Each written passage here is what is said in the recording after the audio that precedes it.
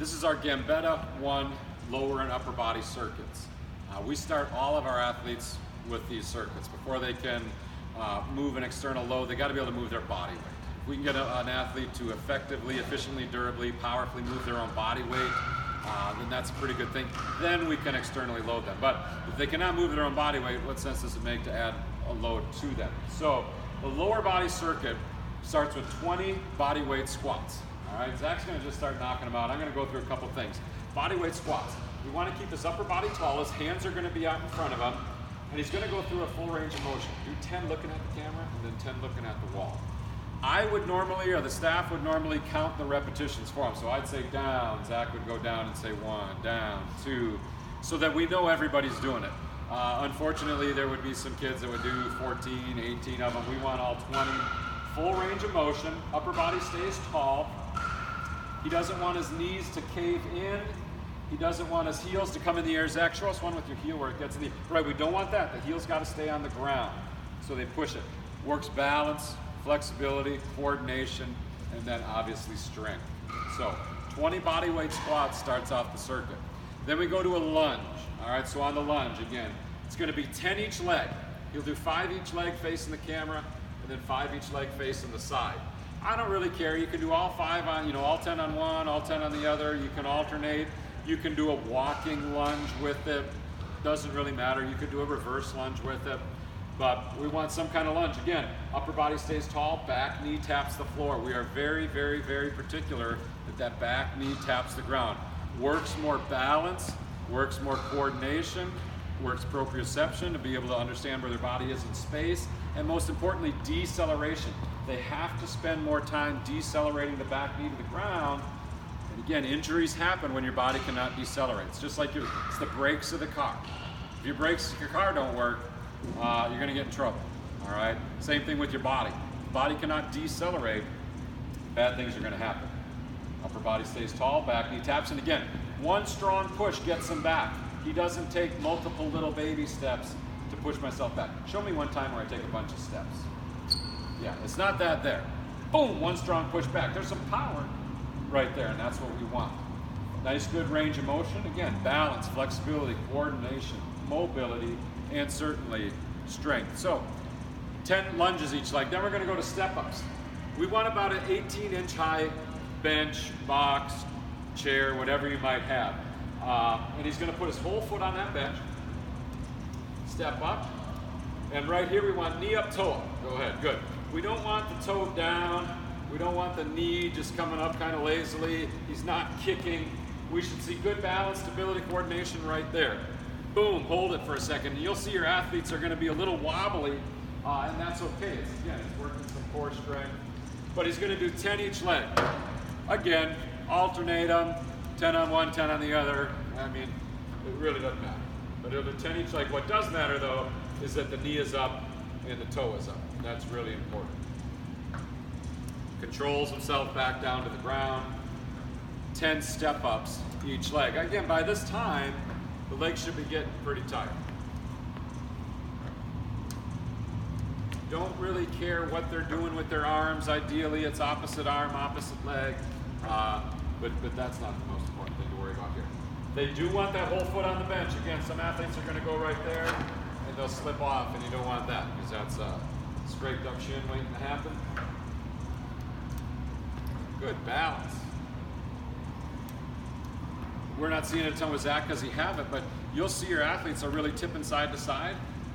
If they don't have good balance, how can they be a good athlete? So this all, hits on that balance. Now, the last movement of the circuit can go one of 2 ways. We can do squat jumps, which Zach's gonna show us here.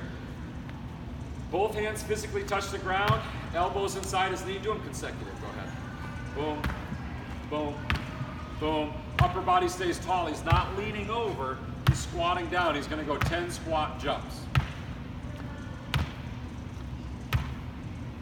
Or, if you've done a bunch of plyos or things already and you don't feel like you need to do squat jumps, you could go with a wall sit. Just like everybody knows how to do a wall sit. Back's flat against the wall, hands are off your legs, all right, feet are flat on the ground, hip 90, knee 90. So body weight squat, lunge, step up, and then either 10 squat jumps or a 1 minute wall sit. That's a lower body number 1 Gambetta circuit. If we start the athlete, we start them with 1 time through. But we are eventually trying to progress them to where they can go through that 3 times in less than 10 minutes. So the first week we might do it once. Second week we might do it 1.5 times. We just cut the reps in half on the second set. Third week we might go 2 times. Fourth week we'll get up there and try and go 3 times through. Now there's also an upper body part of the Gambetta circuit, and that upper body part starts with push-ups. Push-ups, we always start our push-ups on the ground, so Zach's gonna lay down on the floor. We are really fussy about push-ups. So when we do push-ups, his head's gonna look down, toes in the ground, knees in the air. Push-ups, if you do them properly, are a great total body exercise. If you do them wrong, they're a complete waste of time. When he does a push-up, he's gonna bring his body up in 1 solid motion. All right, and bring it down in 1 solid motion. All right, up as 1 piece and down as 1 piece. Now, Zach, show me a couple things that we're always gonna see wrong. They're gonna arch up and they're gonna arch down. They're gonna let their hips sag. Don't let your hips sag. All right, it's really tough. I mean, if you do a push-up, it's really tough. On the way down, his shirt should noticeably touch the ground before his shorts. So his upper body touches the ground before his legs. On the way up, his hips and shoulders stay together. Now, admittedly, even we get a lot of sloppy push-ups because it's just a really hard exercise to perform. But we're always coaching it, we're always cueing it. If they have their head up, look up, Zach, it's almost impossible to keep your hips down low with your heads up. So head has to stay chin tucked, neutral to the ground. Again, his legs have to contract, his glutes, low back. Legitimately everything is working here. So good. Now, push-ups, depending on your group, can be between 10 and 20. An advanced group would do 20 push-ups as the first part of Gambetta 1. But a lot of our beginners are just gonna do 10. Like, we're gonna try and get 10 great push-ups out of them. Before then going to V-ups, which is our next exercise. And we'll start with single leg V-ups. So his arms and legs are gonna be straight, picking his shoulders all the way up off the ground, boom, and touching a foot. He'll do 10 on the right leg, 10 on the left leg. Again, you can alternate. You can do them all on one side, all on the other. I don't really care. But a couple things we don't want to see. Show me an L up. Yeah, right. So I don't just want the legs coming. All right, his whole back, doing good. Right, his whole back should be off the floor. He finishes just on his butt. All right, and then show me your leg thumping down. Yeah, control yourself coming down. Don't just let everything thump back down.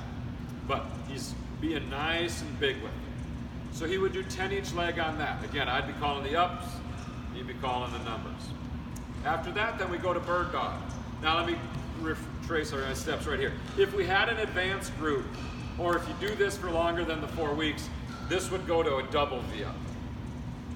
And he just would get both arms, both legs. Good.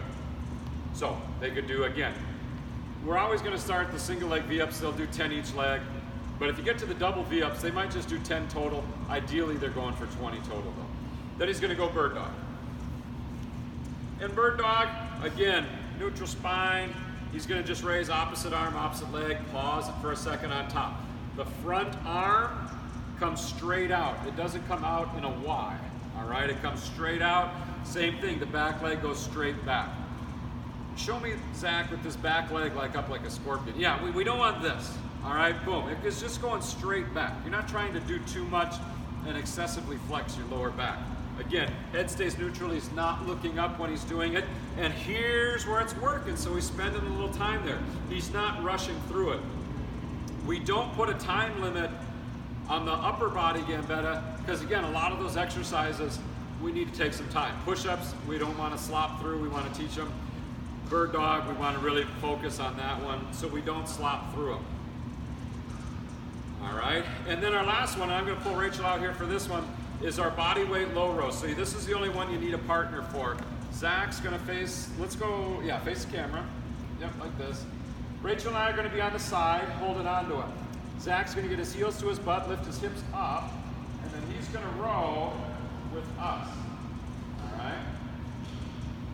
on the side are working, people on the side aren't trying to pull him up, and his body stays like a table. Show me, Zach, with your hip sag. Right, your hips sag too much. They're actually going to want to use their legs on this one to push them up. So we got to get those hips off the ground first, and then we pull. Good. Make sure you go back to the camera. And so that is the upper body component of the Gambetta circuit. Make sure those heels are close to the butt. Usually on that one, we're going to let them do as many sets as they can, what we would call a set of burn, or we'll say, hey, do 10, do 15, do 20. But that's the lower and upper body Gambetta. Again, we could go through that as many times as we dictate, up to 3 times. 3 times lower, 3 times upper. That's going to take you a solid 20 minutes to get through that. You can choose to do all 3 of the lower body circuits and then all 3 of the uppers, or bounce back and forth, lower, upper, that's up to you.